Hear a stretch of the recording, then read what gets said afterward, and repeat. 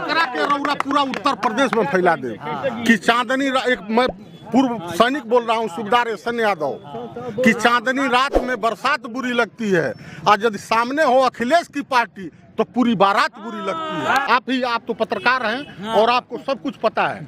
आप ये बताइए कि बेरोजगारी है, ऐसी शिक्षा नहीं है, महंगाई है, रोड नहीं बना हुआ है और उसके बाद से ये पब्लिक जो है नौकरी के लिए घूम रही है।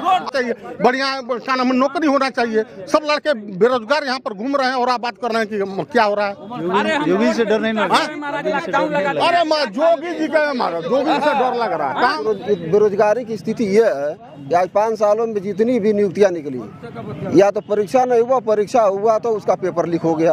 उत्तर प्रदेश का जो चुनाव है बहुत ऐतिहासिक चुनाव होने जा रहा है। यहाँ का नहीं, पूरे उत्तर प्रदेश के मुद्दे पर हर विधानसभा में चुनाव होगा इस बार। देखिए, आज हमारे नेता आदरणीय मनोज प्रसाद जी, जिनको कि हमारे सुभाषपा और सपा गठबंधन से टिकट मिला है समाजवादी पार्टी सलेमपुर से, उनका आज स्वागत कार्यक्रम था। उस स्वागत कार्यक्रम में हम नौजवान समाजवादी पार्टी के नेता कार्यकर्ता, आम जनता मानस, जो भी जनता जनार्दन जो भारतीय जनता पार्टी के शासन में प्रताड़ित होने का काम किए हैं और भारतीय जनता पार्टी के सरकार में जिन युवाओं पर झूठे मुकदमे लिखे गए वो सब युवा यहाँ पे बढ़ चढ़ करके इस हजूर चौराहे के पावन धरती पर अपने नेता, अपने प्रत्याशी आदरणीय मनोज प्रसाद जी के स्वागत में आए हैं। नमस्कार, मैं अमित, आप सभी राइजिंग भारतवर्ष यानी एबीएन देख रहे हैं। अभी हमारे साथ छड़ी चुनाव चिन्ह लेकर लेकिन समाजवादी पार्टी के कद्दावर नेता और पूर्व में एक बार विधायक रहे माननीय मनोज प्रसाद जी हैं। उनसे हम लोग बात करेंगे और समझने का प्रयास करेंगे कि आपकी रणनीति क्या है। इस बार गठबंधन से यहाँ पे आपको छड़ी चुनाव चिन्ह इस बार मिला है।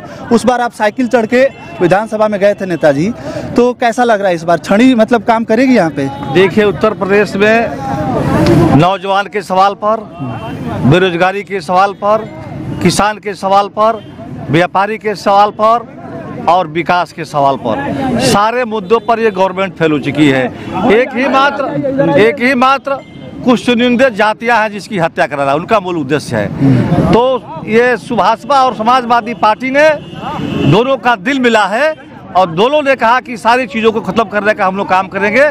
तो दोनों ने गठबंधन करके और हमें छड़ी निशान देने का काम किया है और कहा है कि जो अताताई इस जुल्मी सरकार में हमको उत्पीड़न करने का काम किया है तो उसी छड़ी से उनको जवाब देने का काम करेंगे और नौजवान हमारे साइकिल चला करके लखनऊ से होकर दिल्ली जाने का काम करेंगे। इस विश्वास के साथ काम किया। इस बार यहाँ पे स्थानीय मुद्दे क्या क्या रहेंगे, क्योंकि इसके पहले भी सरकार रही है, आप भी रहे हैं। कौन कौन से काम थे जो छूट गए थे, इस बार आपको करने का मन करता है? विजन क्या है आपका? देखिए, मेरा विजन ये है कि हम पूर्वांचल के अंतिम छोर से आते हैं और अति पिछड़े और पिछड़े की संख्या इतने नौजवान यहाँ बेरोजगार हैं कि जब मैं सुबह निकलता हूँ सड़कों पर तो टहलते हुए, दौड़ते हुए, वर्जिश करते हुए मिलते हैं तो मेरे मन में कहीं न कहीं भावना जगती है कि अगर इस आदमी को मैं नौकरी नहीं दे सकता हूँ तो सेना में भर्ती करा सकता हूँ, सिपाही बना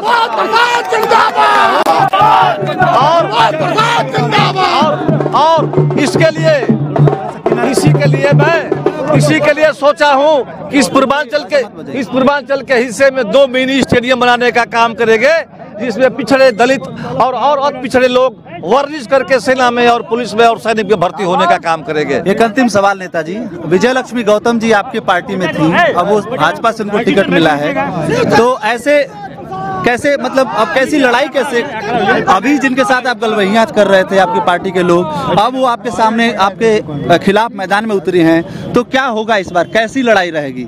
आप देखिए, अभी तो कोई विधायक होगा कि नहीं होगा बीजेपी का, उसका सवाल नहीं है। सवाल यहाँ है कि वर्तमान की हालत में जो सरकार थी बीजेपी के, उसके मंत्रियों को लोगों ने दौड़ा करके जूता से पीटा है, तो उसके से हमारी मुकाबला क्या हो सकती है? उसको हो सकता है तो हमसे रोका दे कि मैं किसी से लड़ नहीं रहा हूँ। हमारी पार्टी जो गठबंधन की पार्टी है सीधे लखनऊ जाने का काम कर रही है। प्रथम चरण का मतदान हो गया है, ईवीएम की गड़बड़ी की भी शिकायतें आ रही हैं, क्या लगता है आपको इस बार भी ईवीएम का मतलब ईवीएम में गड़बड़ी होगी? देखिए, आपको कितना बार बताऊं, सर्प को डंक मारने की आदत है तो मारेगा, वो छोड़ेगा नहीं। लेकिन हमारा काम है, हमारे क्षेत्र की जो जनता है, हमारे प्रदेश की जो जनता है, मन बना लिया है कि तुम ईवीएम में कितना भी घोटाला करोगे, मैं इतना वोट मारूंगा कि तुम्हारा ईवीएम भी फेल हो जाएगा और मैं समाजवादी तरीके से बन करके जीतने का काम।